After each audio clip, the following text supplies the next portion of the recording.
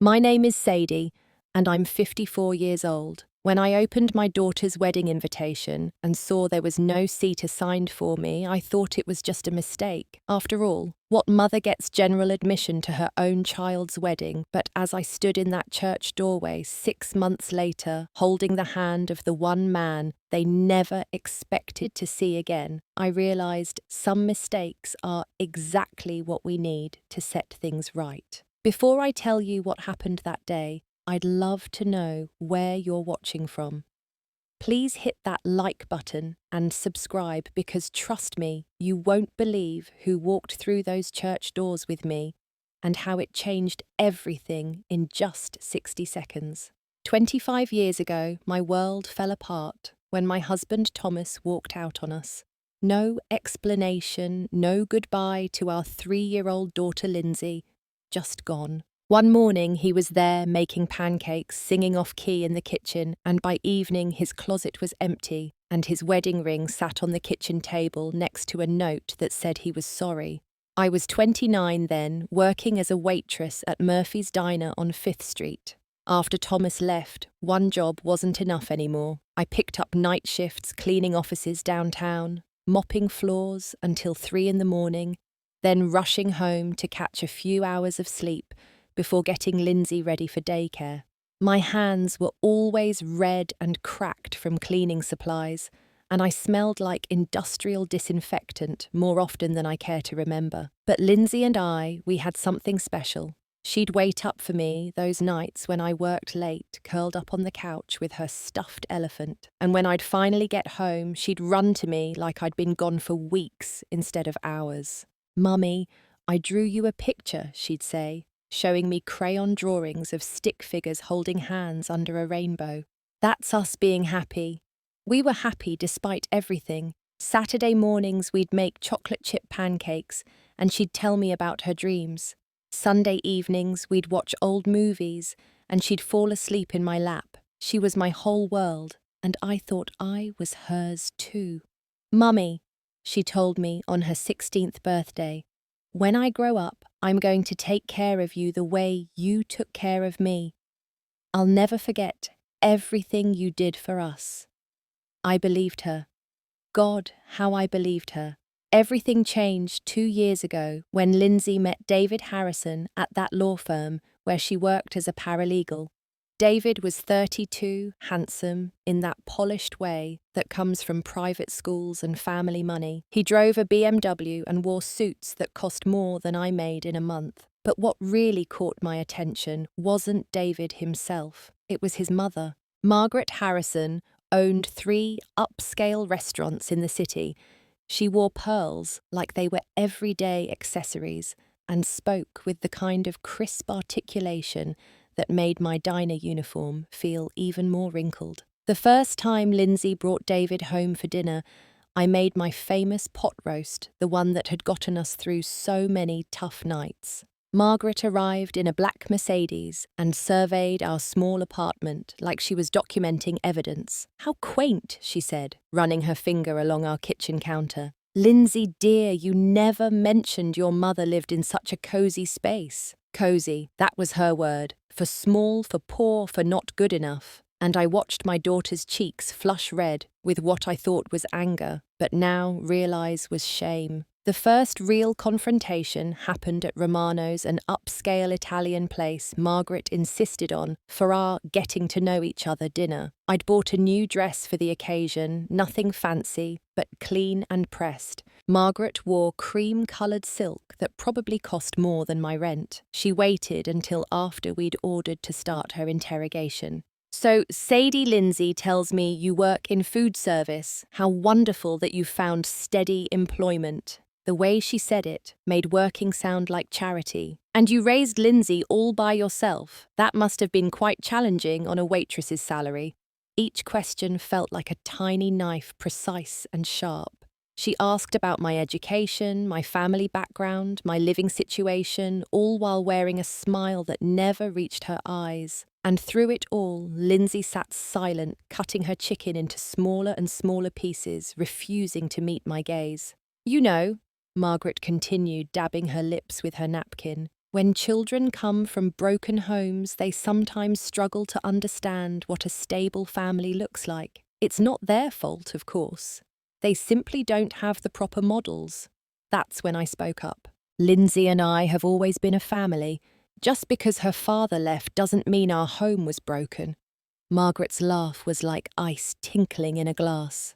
Oh, my dear, I didn't mean to imply anything negative. I'm simply saying that David comes from a certain background, and compatibility matters in a marriage, doesn't it? I looked to Lindsey for support for anything that showed she disagreed with what this woman was saying about us. Instead, my daughter reached across the table and squeezed Margaret's hand. You're right, Mrs. Harrison. I want to learn how to fit into David's world, fit into his world, as if the world we'd built together for 25 years wasn't good enough anymore. Over the next few months, I watched my daughter slip away piece by piece. Margaret suggested Lindsey take etiquette classes. She offered to take her shopping for a more sophisticated wardrobe. She even recommended speech coaching to soften that regional accent. And Lindsey accepted it all, eagerly. I wasn't invited to the engagement party. I found out about it from a photo on social media. Lindsey, radiant in a navy blue dress I'd never seen, surrounded by people I didn't recognize. When I called to ask why I hadn't been included, Lindsey's voice was different, more controlled. Mum, it was just a small thing. David's parents wanted to keep it intimate. But I'm your mother. I know that, but you have to understand David's family has certain expectations. The worst part came 3 months before the wedding. I was leaving the grocery store when I heard Margaret's voice carrying across the parking lot. She was talking to David near his car, their voices low, but not low enough. Once they're married, we can gradually separate her from that woman's influence. Lindsey's a smart girl. She just needs proper guidance. In a few years, she won't even miss having her mother around. David nodded. Lindsey's already said she wants to start fresh, build something better than what she grew up with. I stood frozen behind my old Honda grocery bags, cutting into my wrists, listening to them plan my elimination from my daughter's life like I was some kind of disease to be cured. When I confronted Lindsey that night, she didn't deny it. She just looked at me with those eyes I'd loved since she was 3 years old and said, maybe it's time I had a real family, Mum. A real family. 25 years of bedtime stories, scraped knee kisses, homework help, graduation celebrations, and late-night talks about boys and dreams, and none of that counted as real. The wedding invitation arrived on a Tuesday in March. I held it in my hands like it might burst into flames. The paper was thick, expensive, with gold lettering that caught the light. Mr. and Mrs. Harrison request the honour of your presence at the marriage of their son, David Michael Harrison, to Lindsey May Collins. Their son to Lindsey May Collins, not my daughter. Just a name attached to their son. I flipped to the reception details, looking for the seating chart that had been included with the other guests' invitations. Mine wasn't there. Instead, there was a small card that read, General admission, ceremony only. General admission. Like I was buying a ticket to watch strangers get married. My hands were shaking when I called Lindsey. She answered on the 4th ring, her voice bright and busy. Hi, Mom, I can't talk long. We're doing final dress fittings today. Lindsey, honey, I got the invitation. There's no seat assignment for me at the reception. A pause. Then, in a voice so calm it made my chest ache. There wasn't enough space, Mum. You understand, right? The Harrisons' guest list was quite extensive. But I'm your mother. I know. And you'll be there for the ceremony. That's what matters.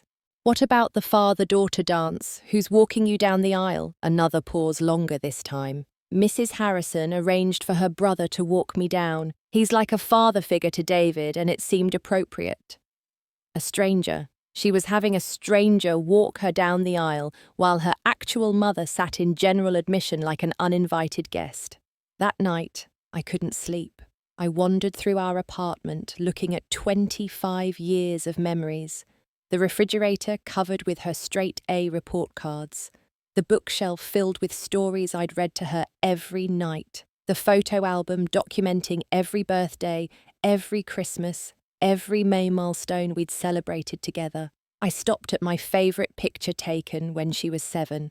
We were at the beach, both sunburned and sandy, her arms wrapped around my neck, both of us laughing at something that seemed hilarious at the time. On the back, in her careful second-grade handwriting, she'd written, "Me and Mummy forever." Forever had apparently expired. In my desperation, I did something I never thought I'd do. I went to my bedroom closet and pulled out the shoebox I'd hidden behind my winter coats for 25 years. Inside, buried under old bills and faded photographs, was a crumpled piece of paper with a phone number I'd memorized but never called, Thomas's number. His mother had given it to me years ago, back when I still thought he might come home. My finger hovered over my phone for an hour before I finally dialed. It rang 4 times before a voice I hadn't heard in 25 years answered. "Hello, Thomas, it's Sadie." The silence stretched so long I thought he'd hung up. Then quietly, "Sadie. Oh my God, Sadie, is everything okay? Is Lindsey all right? She's getting married this weekend." "Married?" His voice cracked. "Our little girl is getting married. Thomas, did you know about the wedding?" "What? No, I had no idea. Sadie, what's going on?" And for the first time in months, I started to cry. Thomas arrived at my apartment at 2 in the morning, looking older, but somehow exactly the same. His hair was silver now, and there were lines around his eyes that hadn't been there before. But when he hugged me in my doorway, I smelled the same cologne he'd worn when we were young and in love and thought we had forever. "I can't believe she's getting married," he said, settling into the same chair where he used to read her bedtime stories. "Tell me everything." So I did. I told him about David and Margaret, about the engagement party I wasn't invited to, about the general admission invitation and the seating chart that didn't include my name. I told him about watching our daughter transform into someone I didn't recognize, someone who was ashamed of where she came from. When I finished, Thomas was quiet for a long time. Finally, he looked up at me with tears in his eyes. "Sadie, I need to tell you why I left. I'd waited 25 years for this explanation. I'm listening. I was diagnosed with stage 4 pancreatic cancer 2 weeks before I disappeared. The doctors gave me 6 months, maybe less. I couldn't bear the thought of you and Lindsey watching me die. I thought if I left you could remember me healthy and move on with your lives." My breath caught in my throat. Cancer. I went to stay with my brother in Oregon, spent 8 months preparing to die, but the experimental treatment worked. Against all odds, I beat it. By then a year had passed. I kept telling myself you were better off without me, that coming back would just disrupt the life you'd built. So I stayed away. He pulled out his wallet and showed me photographs. Our daughter graduating high school, starting college, getting her job at the law firm. All taken from a distance, all moments he'd witnessed as a stranger. "I've been watching over you both for years, Sadie. I know you worked 2 jobs. I know you went without meals so she could have new school clothes. I know you are the strongest woman I've ever met. And I've regretted leaving you every single day for 25 years. I stared at him, processing 25 years of anger and abandonment and loneliness. "Why didn't you come back sooner?" "Because I was a coward. Because I thought I'd hurt you too much already. Because I convinced myself you were happier without me." We sat in silence, the weight of lost years heavy between us. Then Thomas reached across the table and took my hand. "Sadie, I want to go to our daughter's wedding with you." "Thomas, she doesn't even know you're alive." Then it's time she learned the truth. It's time everyone learned the truth. We spent the rest of the night planning. Thomas had done well for himself over the years. His construction business in Oregon had grown into a successful company. He'd never remarried, never had other children. He'd lived with the regret of leaving us every single day. "I have an idea," he said as the sun was coming up. "What if we show up together? What if we walk into that church and remind everyone exactly who raised that beautiful girl Thomas, they removed my name from the seating chart. Then we'll make our own seating arrangement. He took me shopping that morning, insisting on buying me a dress that made me feel beautiful for the first time in years. Navy blue with delicate beading, elegant but not flashy. He bought himself a new suit, charcoal grey with a silk tie that brought out his eyes. "We're going to walk into that church," he said, adjusting his tie in the mirror, "and we're going to remind our daughter who her real family is." For the first time in months, I felt like I had power in this situation, instead of just being a victim of it. Saturday morning arrived clear and beautiful. Thomas picked me up in a rental car, and we drove to St. Mary's Cathedral in silence, both lost in our own thoughts. The parking lot was already full of luxury cars, and I could see wedding guests in expensive suits and designer dresses making their way toward the church entrance. "You ready for this?" Thomas asked, taking my hand. "I've been ready for months." We timed our entrance perfectly. The music had just begun, the wedding party was lined up in the vestibule, and the guests were settled in their seats. Through the open church doors, I could see Lindsey in her wedding dress, radiant and nervous, adjusting her veil in front of a full-length mirror. Thomas squeezed my hand. "Let's go see our daughter get married." We walked through those doors just as the processional music started. The effect was immediate and electric. Heads turned, conversations stopped, someone gasped. I heard Margaret's sharp intake of breath from the front row, but it was Lindsey's reaction that broke my heart and put it back together all at once. She looked up from her reflection, saw us walking toward her, and the flowers fell from her hands. "Daddy," the word was barely a whisper. Then louder, disbelieving, "Daddy, Daddy, is that really you?" She ran to him in her wedding dress, 28 years old, but suddenly 3 again, throwing her arms around the father she thought was dead. They held each other and cried while the entire wedding party watched in stunned silence. "I'm here, sweetheart," Thomas whispered into her hair. "I'm here to see my daughter get married, the daughter I never stopped loving even when I had to leave." That's when Margaret appeared, her face white with shock, and something that looked like fear. "Thomas Collins, but you're supposed to be dead." The words hung in the air like an accusation. Thomas turned to face her, still holding our daughter. "Dead who told you I was dead, Margaret? Lindsey said her father had died years ago." Thomas looked at our daughter, confusion clear on his face. "Sweetheart, I never died. I got sick, and I left because I was scared, but I never died. Didn't your mother tell you what really happened?" All eyes turned to me. This was my moment to speak the truth that had been buried for 25 years. "Lindsey," I said, my voice steady, despite the chaos around us. "I told you your father left us. I never said he was dead. You came to that conclusion when you were older, and I never corrected it because I was angry and hurt, but I never told you he died." The colour drained from Margaret's face. She'd built her entire campaign against me on the assumption that Lindsey was fatherless, that she needed a better family than the broken one she came from. The presence of Thomas, successful and clearly devoted to his daughter, demolished her narrative completely. "This is highly inappropriate," Margaret sputtered. "David, perhaps we should postpone until this family drama can be resolved privately." But David surprised everyone. He walked over to Thomas and extended his hand. "Sir, I'm David Harrison. I love your daughter very much, and I'd be honoured if you'd walk her down the aisle." Thomas looked at Lindsey, tears streaming down both their faces. "Sweetheart, do you want me to walk you down the aisle?" "Yes," she whispered. "Yes, Daddy. I've dreamed about this since I was little." Margaret tried one more desperate attempt to regain control. "This is absurd. You can't just walk back into her life after abandoning her. What kind of father disappears for 25 years? Thomas turned to face the assembled crowd. "You're right. I did leave. I left because I was diagnosed with terminal cancer and I was 29 years old and terrified. I thought I was going to die.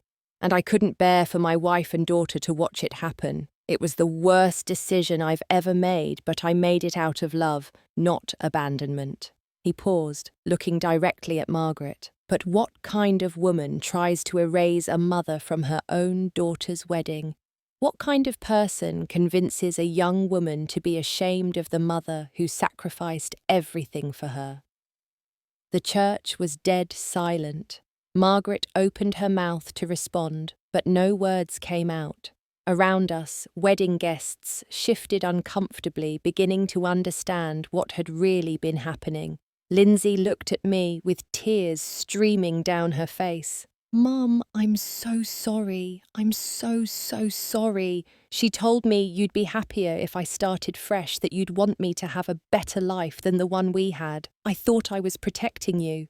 "Protecting me from what, sweetheart?" "From having a daughter who wasn't good enough for the life you wanted for me." I walked over to my daughter and cupped her face in my hands. "Lindsey May Collins, you have always been more than good enough. You have always been everything I wanted, and more. I worked 2 jobs and went without sleep and wore the same clothes for years because you were my whole world. Not because I wanted you to escape our life, but because our life was beautiful and I wanted to give you everything within it."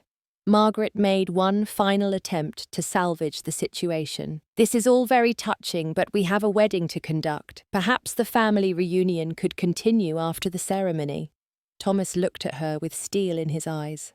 "Actually, Margaret, I think there are a few more things that need to be cleared up first, like your tax evasion charges from 2018, like the way you've manipulated my daughter into cutting ties with her mother. Like the fact that you removed Sadie's name from the seating chart of her own daughter's wedding."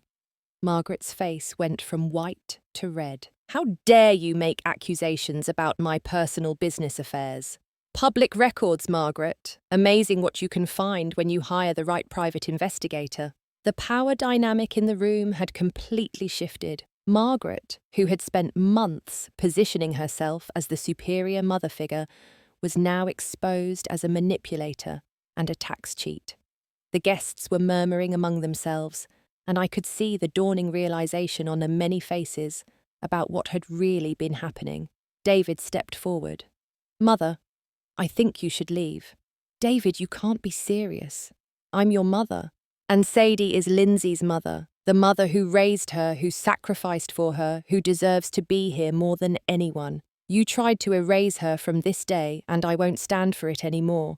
Margaret looked around the room, seeking allies, but found only uncomfortable faces and averted eyes. Finally, she gathered her purse and walked out of the church with as much dignity as she could muster. After she left, the atmosphere in the room completely changed. Lindsey hugged me tightly, whispering apologies and promises that we'd never be separated again. Thomas stood beside us, his hand on my shoulder, and for the first time in 25 years, we felt like a family again. "So," the minister said gently, "shall we have a wedding?" The ceremony was beautiful. Thomas walked Lindsey down the aisle with tears of joy streaming down his face, and I sat in the front row, where mothers belong, watching my daughter marry a man who had shown his true character by standing up for what was right. David had chosen love over manipulation, truth over convenience, and I knew Lindsey had chosen well.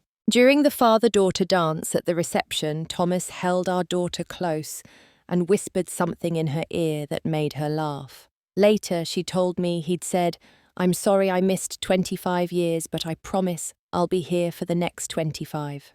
The reception was smaller without Margaret's extensive guest list, but it was warmer, more authentic.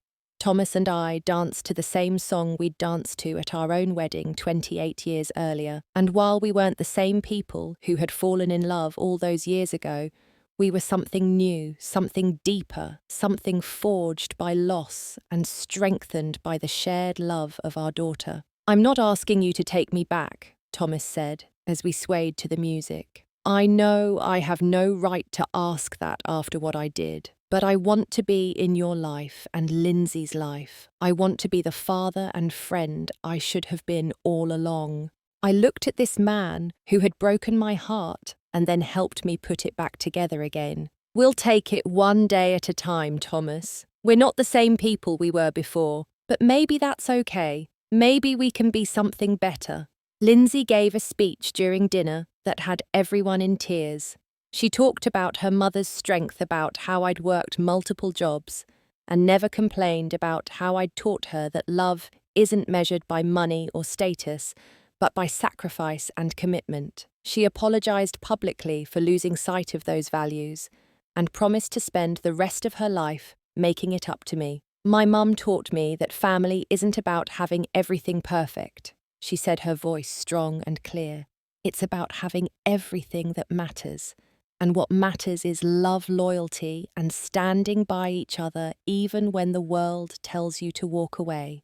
David added his own words, thanking me for raising the woman he fell in love with and apologizing for his mother's behavior. He promised to always respect the relationship between Lindsey and me and to never let anyone try to come between us again. As the evening wound down, I found myself standing on the church steps with Thomas and Lindsey, watching guests head home under a sky full of stars.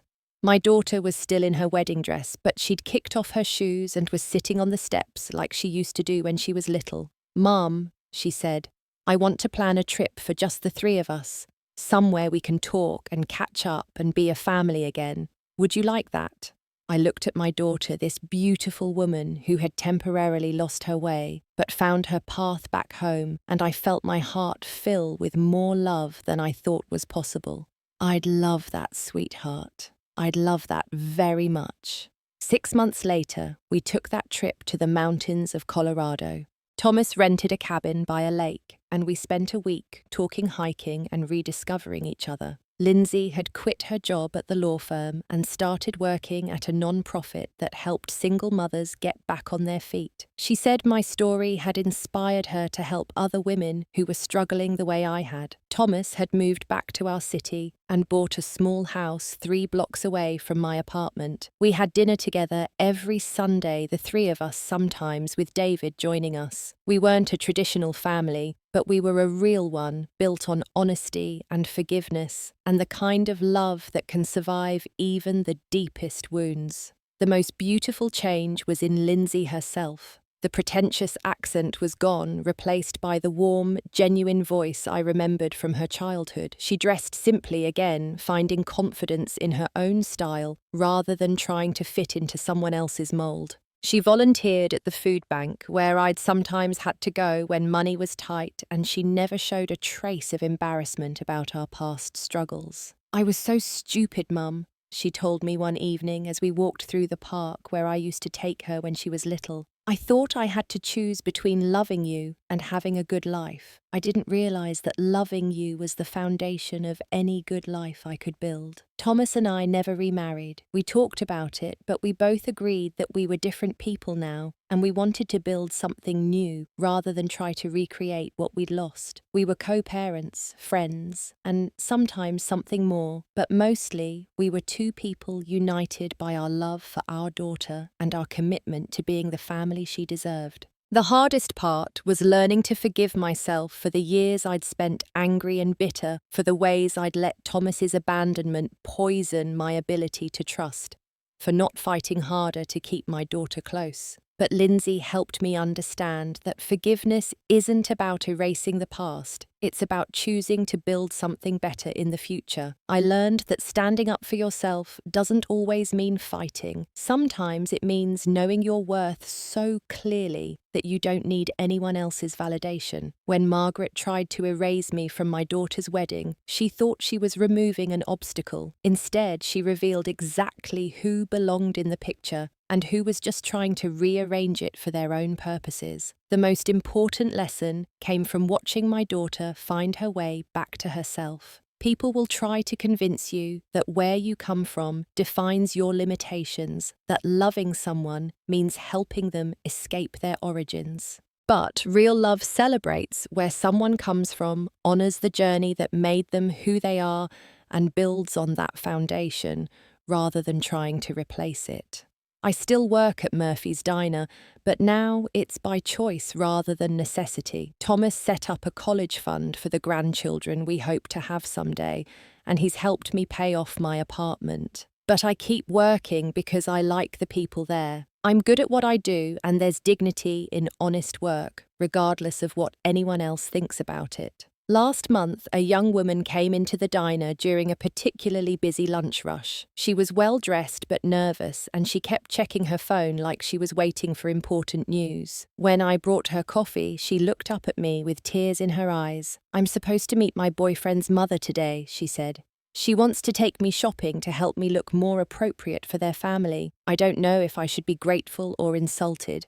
I sat down across from her for just a moment, something I normally wouldn't do during rush hour. "Honey, the right family doesn't ask you to become someone else. They celebrate who you already are." She stared at me for a long moment, then smiled. "You know what I think I'm going to cancel that shopping trip." As she walked out of the diner, I thought about all the young women who get convinced they need to transform themselves to be worthy of love, who trade their authentic selves for acceptance from people who never really see them anyway. I thought about my daughter, who almost lost herself trying to fit into a world that demanded she abandon everything that made her special. But mostly, I thought about the power of knowing your own worth of understanding that the people who truly love you will never ask you to be ashamed of where you come from or who raised you. Sometimes the people who try to erase you from the picture end up revealing who truly belongs in the frame. And sometimes the greatest gift isn't being invited to the table. It's knowing you have the power to set your own. That church door opened on more than just a wedding ceremony that day. It opened on the truth about love, family, and the courage it takes to fight for both. And when the music stopped and the vows froze, and the truth filled the room, everyone present learned that some seats at the table are earned not through money or status, but through 25 years of bedtime stories, packed lunches, and love that never gives up, no matter how far away it seems to wander. The most beautiful revenge isn't getting even, it's showing up as exactly who you are and letting that be enough to change everything. Have you ever had someone try to make you feel ashamed of your family or your background? How did you handle it? Please share your story in the comments below, because your experience might help someone else who's going through the same struggle. If this story touched your heart, please hit that like button and subscribe for more real-life stories about family forgiveness and finding your way back home. And don't forget to share this with someone who needs to remember that they are enough exactly as they are. Thank you for listening to my story, and remember that the people who truly love you will never ask you to become someone else.